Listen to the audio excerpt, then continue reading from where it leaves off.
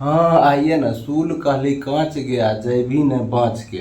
ठीक है ना, सिलुलुलु। रोशन का बहुत बड़ा योगदान है इसमें कि रोशन हमेशा से सोचता रहता है रंगदारी सॉन्ग और उस हाँ आइए ना, सारा हम सिस्टम समझाने का प्रयास करेंगे। रोशन का बहुत बड़ा योगदान है और रोशन हमेशा सोचता रहता है रंगधारी सॉन्ग। ठीक है ना, क्या है कि दोस्तों बताने का हम प्रयास करेंगे।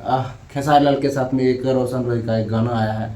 गाना सर्च कर लीजिएगा यूट्यूब पर जाके, खेसारी लाल रोशन रोही सॉन्ग ऐसे कुछ करिएगा तो आपको मिल जाएगा आसानी से। ठीक है ना, मतलब इनसे बातचीत होता रहता है। ठीक है ना, और अब बहुत सारे कलाकार हैं, महंगाई में आशीष यादव है, रोशन रोही, गुंजन सिंह, लेकिन रोशन रोही से ज़्यादा इनको लगाव रहता है। ठीक है ना, क्योंकि देखिए रोशन रोही का भी गाना ज़्यादा ट्रेंडिंग में खूब ज़्यादा चल रहा है, आशीष यादव से ज़्यादा चल रहा है। ठीक है ना, हम आपको बता दे रहे हैं आशीष यादव से ज़्यादा इनका गाना चल रहा है, बहुत ज़्यादा चल रहा है। और ये जो है बहुत ज़्यादा खर्चा भी कर रहे हैं गाना के पीछे। ठीक है ना, आप हाल फिलहाल में देखे होंगे काजल रावनी, फलना चिलना जो भी है, छा सिंह फलना जो भी है, देखते होंगे रोशन रोही के साथ में। यही क्या है कि खेसारी लाल उनका बड़ा करबे न करेगा भाई।